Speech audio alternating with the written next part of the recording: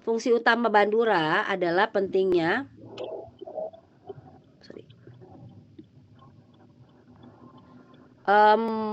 tahap motivasi sangat bergantung pada self efikasi individu.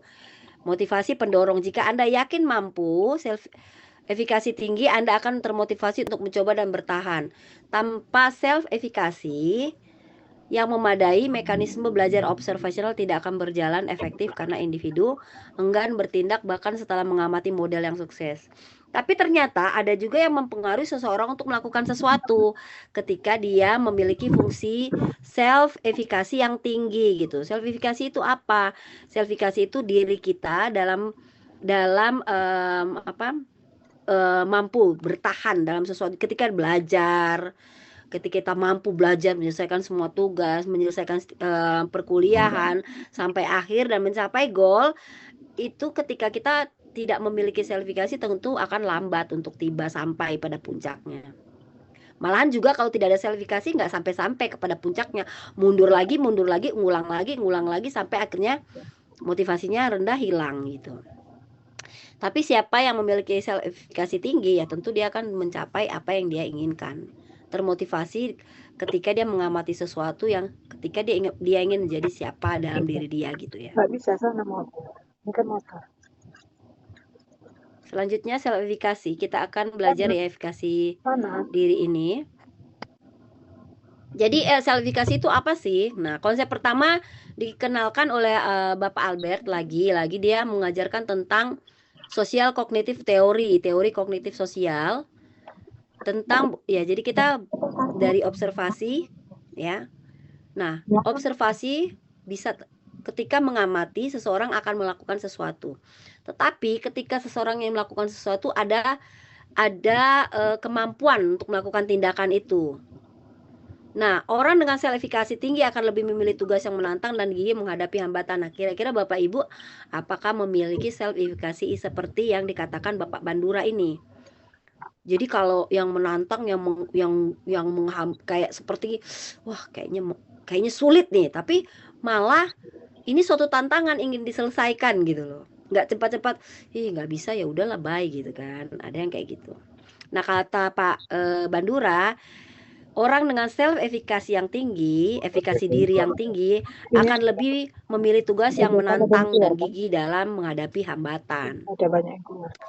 Nah, efikasi diri keyakinan seorang bahwa ia mampu melakukan sesuatu untuk mencapai tujuan, dampaknya tinggi, gigih, berani mencoba melihat kesulitan sebagai tantangan. Kalau rendah apa? Ya cepat menyerah, menghindari tugas sulit gitu. Berarti kalau Bapak Ibu kayak aduh kayaknya nggak bisa nih, ya udahlah gitu.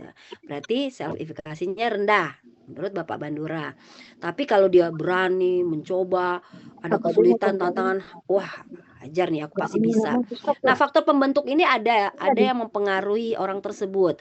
Pengalaman sukses, melihat orang lain sukses, persuasif verbal, dan kondisi emosi yang baik. Kondisi emosinya yang sehat, cerdas dalam emosinya, kecerdasan emosinya tinggi. Lalu dia melihat orang di keluarganya atau di luar itu atau pernah mengalami hal diremehkan mungkin dulu ya.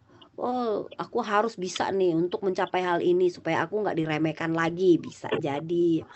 Ya pokoknya ada motivasi dulu gitu. Nah, motivasi tercapai itu ya kalau ada self efikasi atau efikasi diri yang tinggi gitu. Bagaimana kita termotivasi kalau kita efikasi dirinya rendah gitu? Udahlah aku gini aja kok, udah nggak usah. Ngapain aku harus sukses juga gitu. Nah, Bapak Ibu bisa tahu diri sendiri itu efikasi dirinya bagaimana? Cepat menyerah atau gigih, berani gitu. Nah, dampak self-efikasi tinggi vs rendah ya. Dampaknya apa? Kalau efikasi diri tinggi, memandang tugas sulit sebagai tantangan bukan ancaman. Bertekun dalam menghadapi kegagalan. Jadi apakah seseorang yang memiliki self-efikasi diri itu nggak pernah gagal? Enggak lah. Ya, pulih dengan cepat. Jadi walaupun dia sedih, dia merasa aduh aku udah gagal. Dia sedih lah, tapi sebentar. Lalu habis itu dia janji, aku harus bisa lagi untuk menyelesaikan masalah saya sendiri itu. Ini untuk yang cek diri Bapak Ibu sendiri, saya ini self efikasinya apa ya gitu.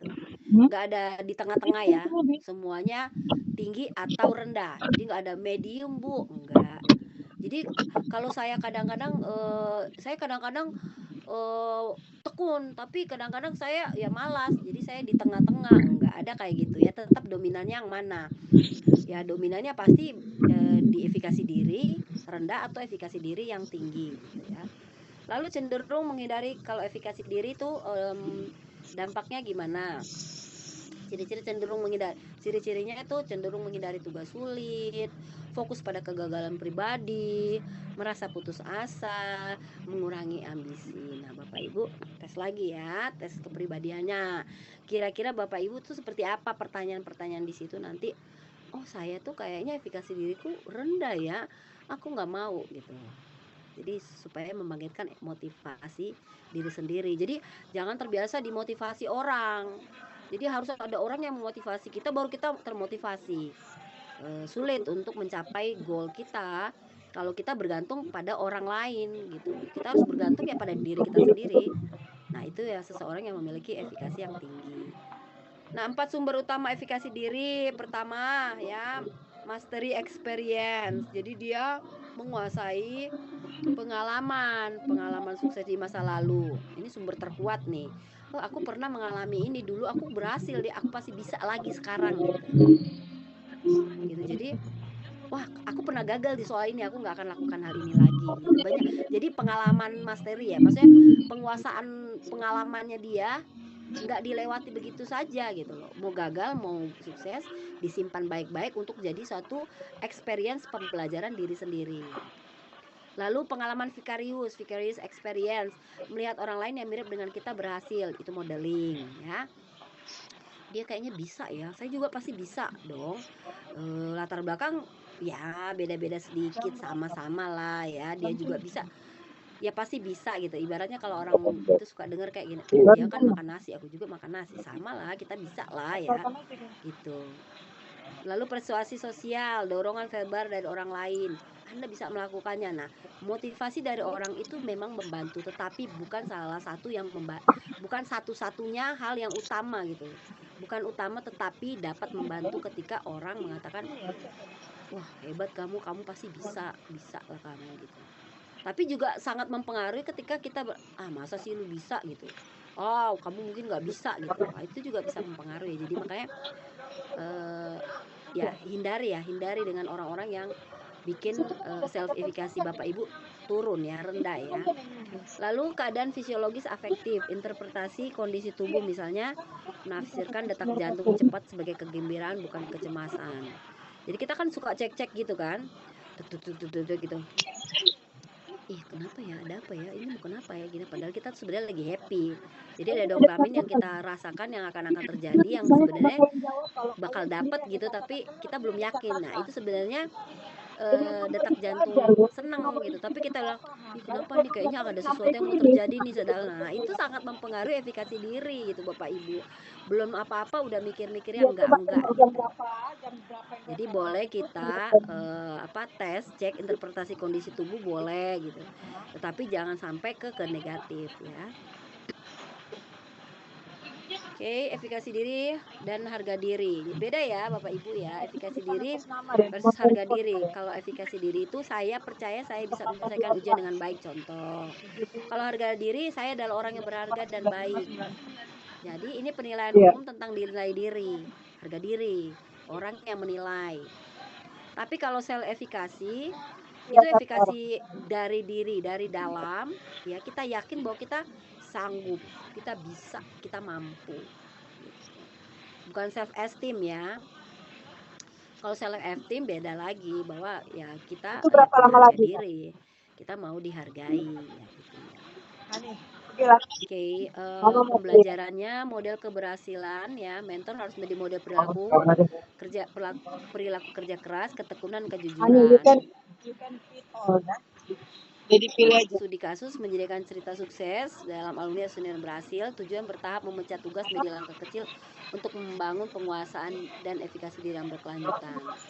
Jadi bukan bukan dosen saja mentor. Nah, Bapak Ibu kan adalah mentor kan dalam pelayanan di rumah atau dengan anak-anak ya, contohnya.